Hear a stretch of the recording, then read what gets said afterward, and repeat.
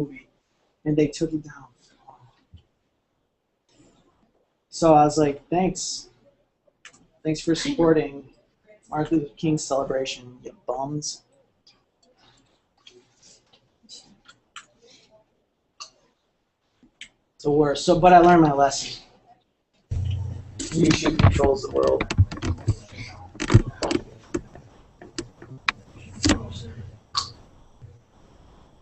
Not me, no matter how much I want to. Okay.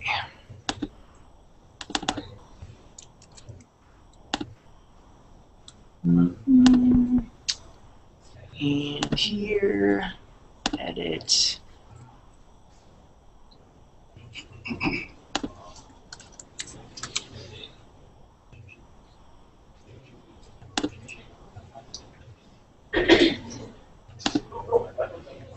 You know, I'm risking life and limb for you guys. Leg. It was bad. I'll risk that on my worst enemy. Okay. Okay, good. Switch. Cellulitis, I think? Terrible. Was it? Yeah. No. No. And that was what it was like supposed to. I mean, like, what happened? This is all on the web. Audio recorded. I had a cyst removed because I'm very vain. I don't want any cysts on my body. I'm a very svelte appearance. It wasn't even that bad. Just like get this off while I got health insurance. I go to this place, they rip it out. Apparently they sneeze on my wound, sew me back, drop a Mento in there or something. Junior me, sew me back up. 2 days later, I'm like, ow. And I'm like, I had one of these removed on my neck. I'm like, this did not hurt that bad last time. Go in, that's what it was. So it wasn't oozing. It should have been it was collecting up in there, but it should have been discharging. But my gosh, they start running all kinds of IVs through me. Like 2 days, and I'm clearing it. But now I'm back, stronger than ever, like Spider-Man. Gotta get onto this. Oh yeah. I was supposed to go down and get a Mountain Dew and take my medicine, spiky medicine. All right. Where does it was this presentation called Where, What, and What, Who, or whatever. Now we're only on where. Education. This is my philosophy. You can get a little bit more about me because I'm very narcissistic. I like to talk about myself all the time. Education, is it a public good? Verway says we have to abandon the very idea of the university as a public good. Now this question is important to me because you come in here, you progress through a semester, you turn in your paper, and then if you never think about sociology again, it was a waste, I think, for a variety of reasons. Number one, you're throwing your money out the window if you don't get anything out of this because your degree is not, it's a piece of paper. People get degrees, and then people get experiences from college. Tons of people. I went to University of Michigan, Ann Arbor graduation, where they graduated like 65,000 people. And this is one semester. So if you think your degree is going to get you anything, it's not. It's the other capital that comes with your experience here. So, university as a public good. Once you come out of the university, you just keep all of your good to yourself, or do you go use it like Spider-Man for the rest of the world? I think that the university is a public good. That's why I put my lectures online. That's why Yale puts their lectures online. I think, sort of, not to speak for them. But, or is your education private? Are you upset that I'm putting this lecture on the web because you paid tuition, some bum off the street to get the same valuable information that you paid $1,000 for? So is this public good, my lecture, or should it be private to you who paid? What have I done to encourage knowledge in the public spirit? I have my website, which I don't make any money from. I work extremely hard and put all this time and effort into it, just so that people can Google it, that are sociology majors at other colleges, and stumble across some information, and maybe it's helpful for them. I put the thing on the YouTube so that you guys can go afterwards and access that information. I don't have to do that. I do this stuff to encourage knowledge in the public sphere, and not to do my own harm. But people actually do email me that I've never met from other colleges and universities who come across my lectures and they're like, thanks, dude, because that helped me so much in this class. And, you know, it's more of a down-to-earth approach because you may sit here and you may think Girdwood is a total flake. But if you were to go sit in a sociology class at a different institution in a lecture hall of 750 people with this boring old guy who's spitting information at you that you have to memorize, like, hey, go have fun, try not to fall asleep. But I do all of this for the public, so I put the public good, the knowledge, into the public sphere, internet, outside this class. But you can ask yourself, where does sociology belong? If you're like me, you'll write a paper that will be useful to society, and useful to the public, and that you can do something to help the world. If you think sociology should be private and kept in the classroom, then you'll come every week, you write a paper, you turn it in, and you'll never think about any of this stuff again. And the choice is up to you. And like I said, people have done and been successful either way. Just more conflict. The public. Okay, so that's actually something that sociologists talk about. The public, where is it, and who is the public. Robert Putnam is a really good read. This kind of gets into your book, actually. I've been asked, do you need the book? Robert Putnam says that the public is disappearing. He writes this in a book called Bowling Alone. Okay? The gist of the argument, and I'm way oversimplifying it, is that back in the day, people used to have bowling clubs, bowling leagues, right? And they go on Thursdays and they bowl. There are less bowling leagues now than there were 30 years ago because there's not this much desire for people to go congregate in a place on Thursday night. We have other outlets for public engagement, like, for example, Facebook. It sounds weird, but you have this outlet to go talk with your friends on Facebook. You don't have to drive to the bowling alley every night on Thursday anymore. So that's a very short explanation of this book that Robert Putnam has called Bowling Alone, where he says that the public, per se, is disappearing. I had a student last semester who really got geeked about Robert Putnam. This student works, actually, I think I can say, without getting in trouble, I think he would like this, actually. Even a shout out. He's the club pro at Saginaw Country Club. And he grabbed on to Robert Putnam's book and ran with it. He loved it at the beginning of the semester because being a club pro is membership is declining.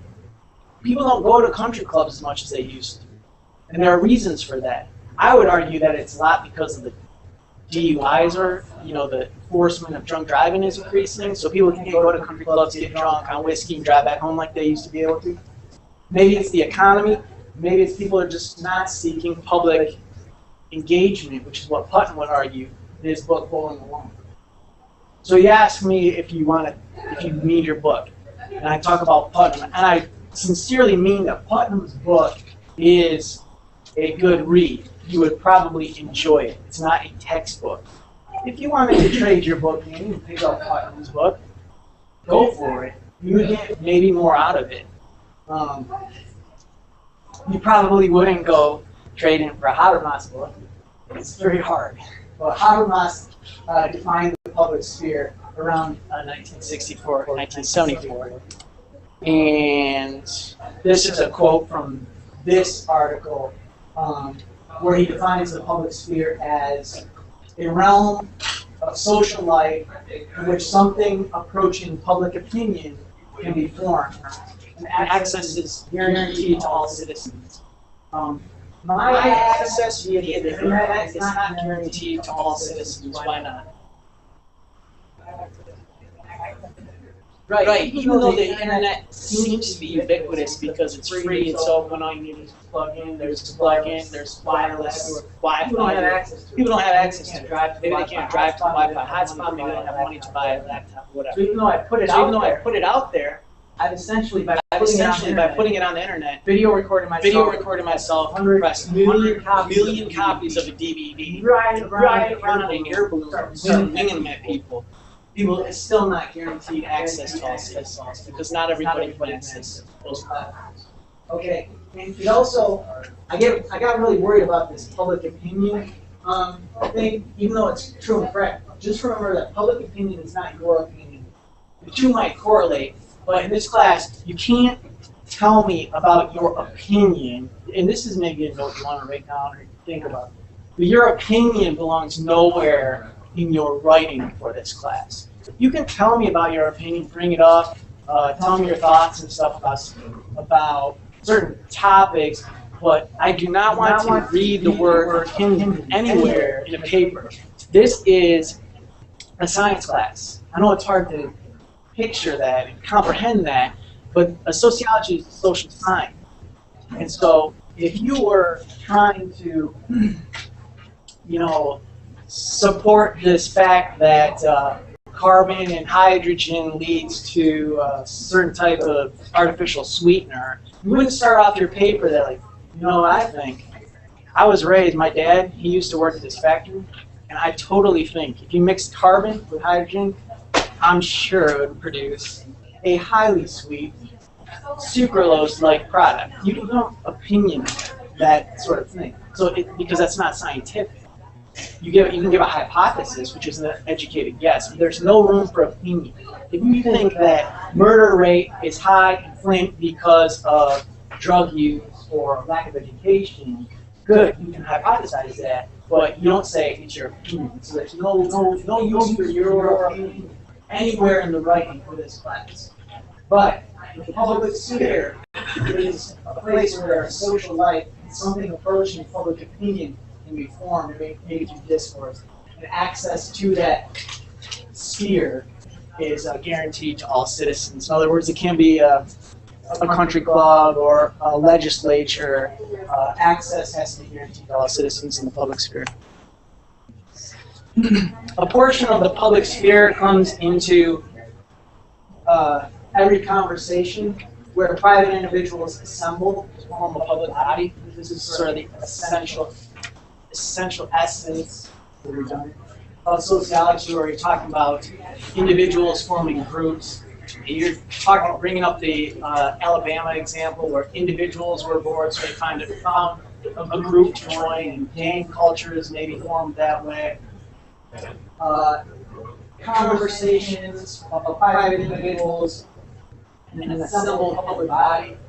We have this fundamental pillar of sociology, which is individuals in groups. Okay, this is not anything profound, but you need to think about sociology in terms of individuals in groups. The public sphere is then different than the private sphere, where a private sphere might be an individual in their bedroom, not connected to any internet, alone by themselves. That could be a private sphere. Take private individuals out of their house, put them in a public forum, assembled, and they engage in conversation, and that's sort of a sociological concept. Okay, question. If Putnam is correct that the public is on the decline, might the public sphere exist elsewhere other than bowling alleys? And I propose online maybe. I kind of alluded to that previously. So I talk about Putnam, Habermas. I throw another big name at you. C. Wright Mills. You can associate this, if you wanted to write this down. The sociological imagination, C. Wright Mills. C. Wright Mills, sociological imagination. But this is not talking about the sociological imagination, but that's what he's looking for. Burway says C. Wright Mills and several others would turn all sociology into public sociology. So I would get along with C. Wright Mills pretty well. C. Wright Mills harks back to these 19th century forefathers where scholarly and moral enterprises were indistinguishable. In other words, they were very much combined. Okay? Scholarly and moral enterprises were indistinguishable. They were combined. Scholarly and morals combined. So I asked this question. If you are engaging in a practice that is based on your morals, could that be a bad thing, and how so? Yes, it can be very difficult and In what way? Because stressful. Like if your morals are family oriented and you go against like your religion or your family, it can be hard for you to do whatever it is that. okay, so you're saying you be in a system like academia where you want to perform your morals, but you can't. You actually have to go against. Right. Oh, so that'd be like a doctor who has to perform abortions because the government tells him to, even though he doesn't want to. When you practicing morals, I feel not bad. It's just that is who you are. You stand for something, or if you're against something, that's you as a person. I mean, that's nobody can turn you against. I know that's like what I'm doing, right? I'm coming to this class and I'm like, hey, this is what I want to do, whether you like it or not. If you don't like it, drop the class, right? That's what I'm saying to you, right? So you're saying, hey, that's who you are, that's who I am. And if people don't like it, they can see the door. But that becomes dangerous, right? I put this police badge up. Now, the doctor thing, I mean, let's not go there. It's a long discussion, but let's just bring up the police. So if you're talking about combining police work and their morals, how could that be bad? In some religions, they practice smoking weed legally. True. Okay. Well, let's talk about this one. So are you saying the police would be banned from smoking weed? No, the person goes to jail for smoking weed, although it is less than legal. Let's talk about the individual who's doing it. Well, let's talk about the cop. So if the cop bases what he's doing on his morals, how could that be bad? And he brought up being racist, right? So because sometimes people miss this. They think, oh, if you're moral, if you're upright, you should just do that in your daily walk, right? And like for me, like people, like very few people dislike my morals because I'm pretty much able. But anyway, it's another subject. But if you blend morals like academia and if you have a venue like academia and morals like maybe substantive, invigorating, and teaching how-to morals and saving the world morals, it's hard to argue against that. But like you were saying, you talk about police work, many people forget that there are people that come up because of how you're raised. That's racist. And so you have these situations where you can combine moral and scholarly, but sometimes you might not want to combine morals and practice. So I get all geeked up about this idea that C. Wright Mills, like I said, I get along with him very well. He said this, that he kind of likes this idea of scholarly and moral enterprises being entwined. But in certain situations, it might not be a good idea. And in sociology, depending on what theory you build off of, you might be looking at universals. In philosophy, I studied categorical imperatives. So if you can't say that for every occupation, then the critical philosophers, then could you say it about any situation? If you can't say it about every pairing, could you say it about any pairing? So it's something for you if you're critical to think about. Durkheim is another famous sociologist who said that professional associations, like the ASA, American Sociological Association, should be an integral element of national political life and not just defend their own narrow professional interests. In other words, you shouldn't just be a scholar to be a scholar. You shouldn't just be a nurse to be a nurse. You shouldn't just be a cop to be a cop. You need to be a sociologist who can influence public policies. You need to be a nurse who can influence national political life. If you think that healthcare needs more funding or less funding, you would have to be involved. If you're a cop and you think that there's too much crime or not enough crime, then you have not enough job security, then you would have to do put all of your effort into solving that. And I use that cop example because I have criminal justice majors, and they want to just graduate and become cops. I'm like, please listen to what I say this semester, because it's so important to have such a wide scope. You bring up the marijuana thing, like you as a criminal justice major, you're going to be put in a position where you have the power to basically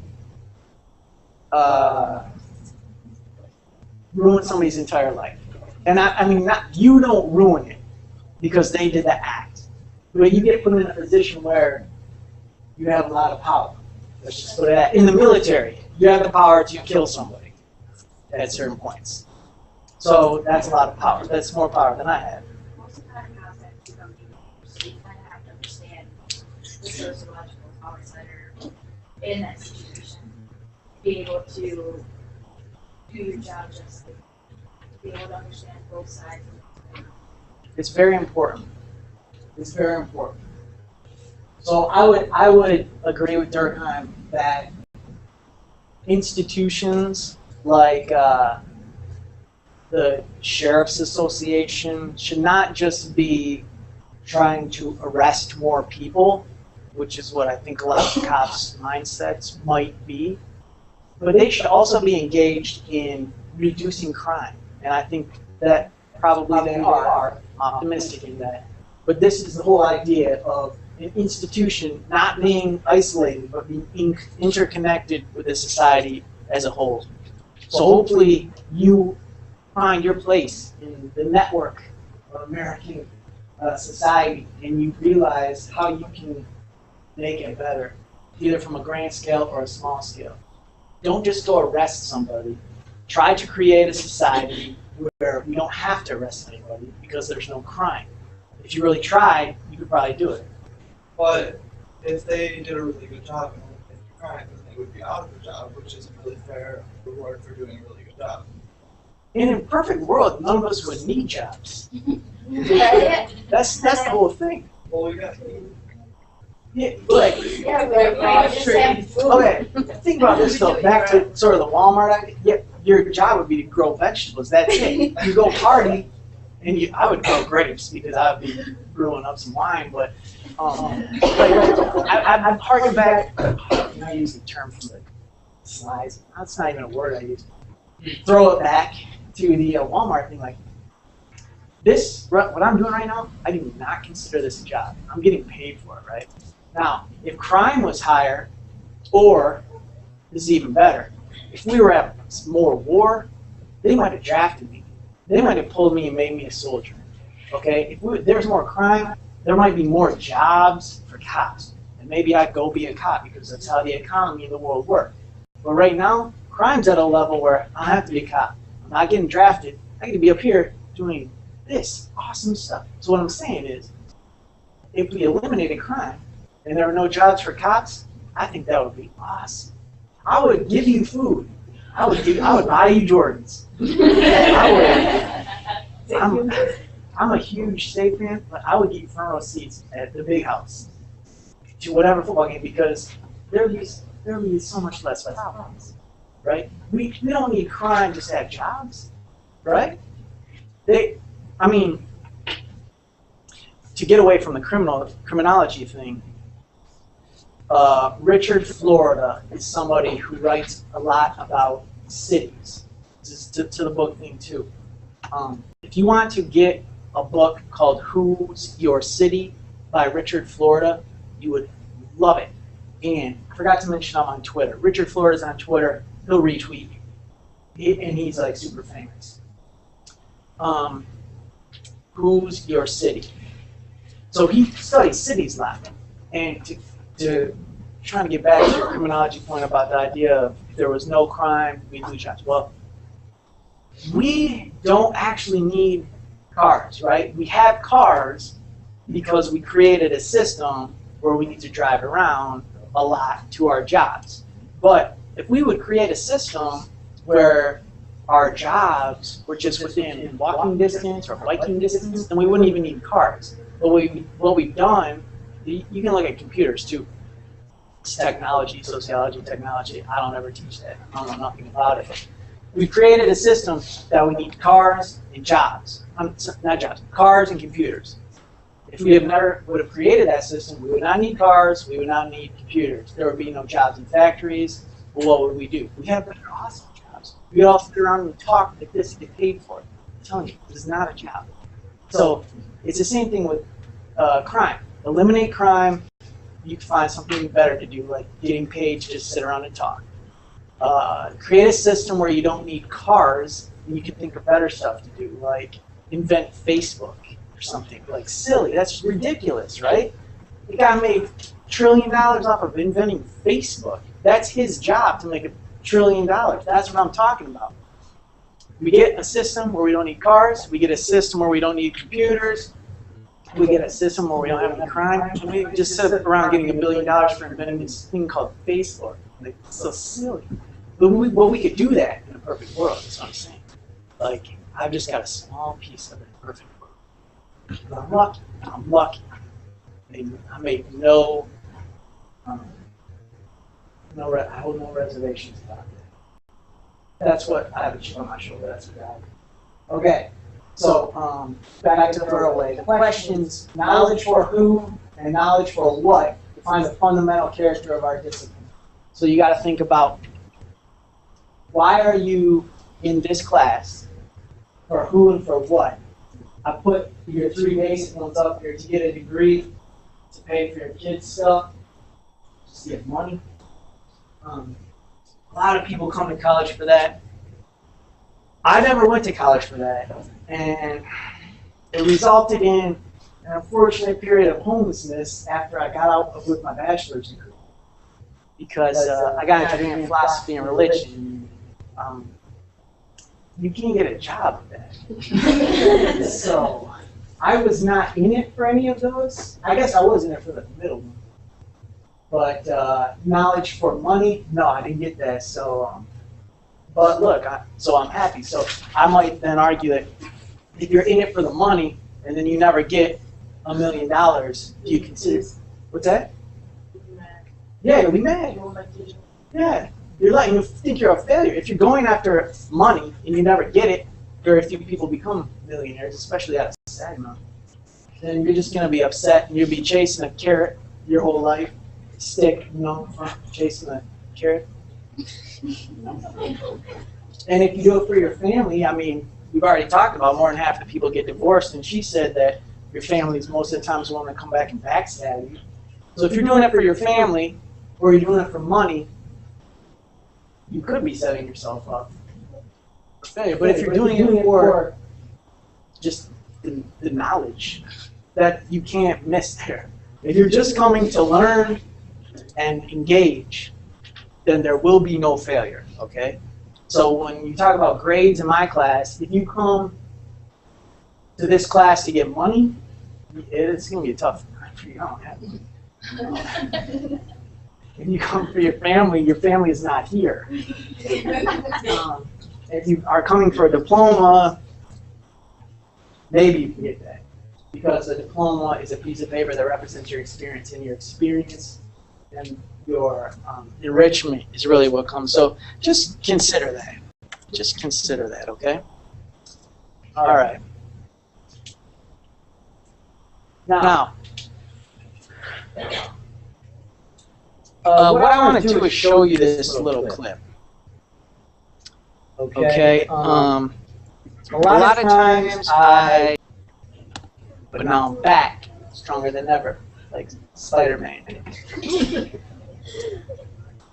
Gotta get onto this. Oh yeah. I was supposed to go down and get a Mountain Dew, take my medicine, spiky medicine. All right. Where does it was this presentation called Where, What, and What, Who, or whatever. Now we're on where. And education, this is my philosophy, you just get a little bit more about me, because I'm very narcissistic, I like to talk about myself all the time. And they took it down. So I was like, thanks. Thanks for supporting Martin Luther King celebration, you bums.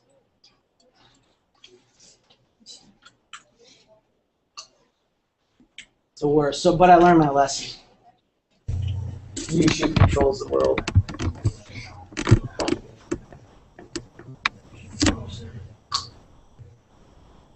Not me. No matter how much I want to. Okay.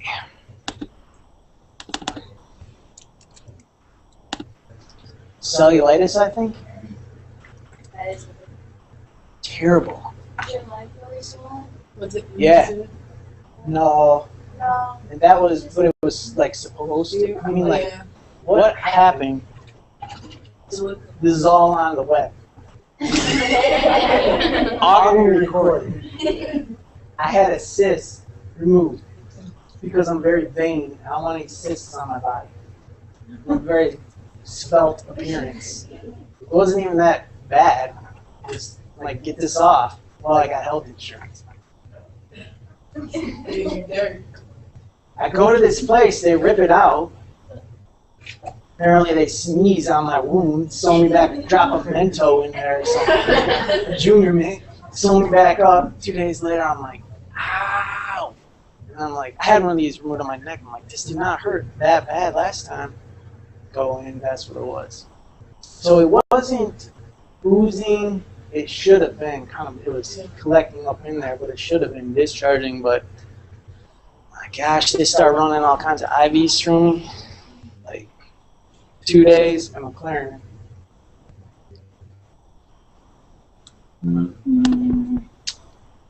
And here, edit.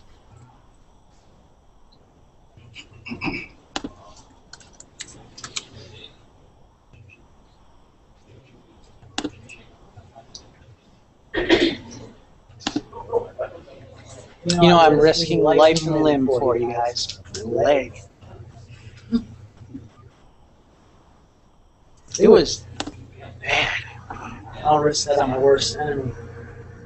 Okay. Okay, good. Switch.